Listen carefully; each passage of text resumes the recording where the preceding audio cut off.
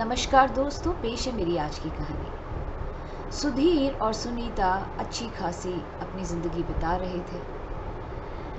बच्चे अभी थे नहीं, लेकिन दोनों वर्किंग थे और अच्छा खासा घर चल रहा था। सैटरडेज़ को या फ्राइडेज़ को, वीकेंड पे सुनीता खाना नहीं बनाती थी और वो लोग पिज़्ज़ा मंगाते थे खाने के लिए।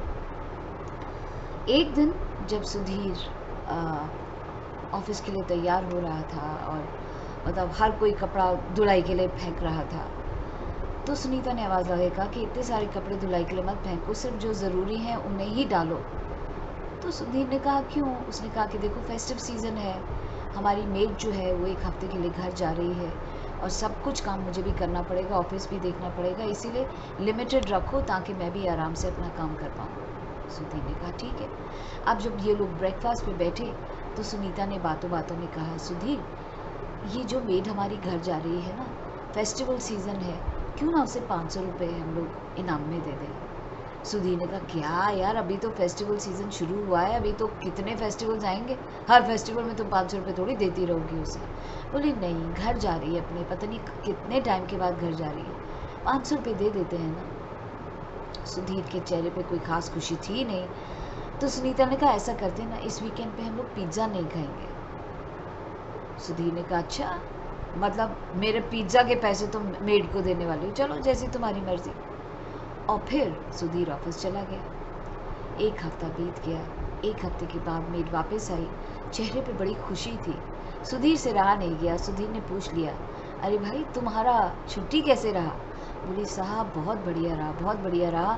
मैडम ने मुझे 500 रुपये दे दिए थे ना, तो बड़ा अच्छे से मेरा जो छुट्टी था वो बीत गया, बड़ा अच्छे से मैंने मनाया अपनी फैमिली के साथ। सुधीर ने बड़ी इंक्विजिटिवली पूछा कि 500 रुपये का जो तुम्हें दिए थे किया क्या तुमने? अगर बुरा ना मानो तो हमें भी बताओ। क्यों साहब, मैं ज़रूर बताऊंगी 500 रुपये का हमने किया क्या।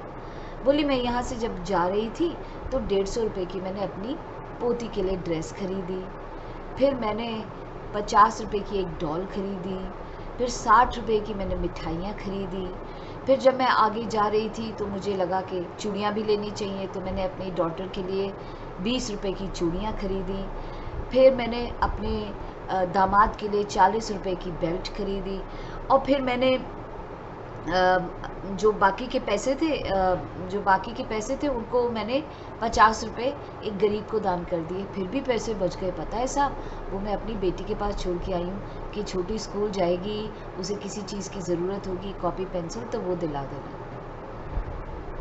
सुधीर सुनता रह गया, उसके चेहरे से हवाइयाँ उड़ चुकी थी।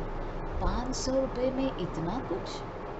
और उसकी नज़रों के आगे वो पिज़्ज़ा जो उसने छोड़ा था उन 500 रुपये के लिए, वो घूमने लगा। वो पिज़्ज़ा के 8 स्लाइसेस, एक स्लाइस जिसमें उसकी बिटिया की फ़्रॉक आई, दूसरे में उसकी बिटिया की गुड़िया आई, एक में बेल्ट आई, एक चैरिटी के लिए गया, एक में उसकी चूड़ियाँ आई। ये देखते देखते उसको लगा कि हे भगवान, 500 रुपये में इतना कुछ और इतनी खुशी किसी को मिल सकती है। आज सुधीर ने उस पिज़्ज़ा का दूसरा पहलू भी देखा और उसने रियलाइज़ किया कि जो शायद आपके लिए कुछ ना हो, वो दूसरे के लिए बहुत बड़ी चीज़ हो सकती है। हम कहते हैं हमारे पास ये नहीं, वो नहीं, ये नहीं, वो नहीं। अरे नीचे देखो, कितने ऐसे लोग हैं जिनके पास पैर भी नहीं, फिर भी वो शुक्राना करते हैं। जो मज़ा औरों को खुशी देने में होता है ना, शायद वो मज़ा खुद की खुशी में नहीं होता। एक बार इसे आजमा कर तो देखिए, आप खुद ही रियलाइज़ करेंगे। कहानी अच्छी लगी तो शेयर ज़रूर कीजिएगा। कल फिर मिलती हूँ एक नई कहानी के साथ।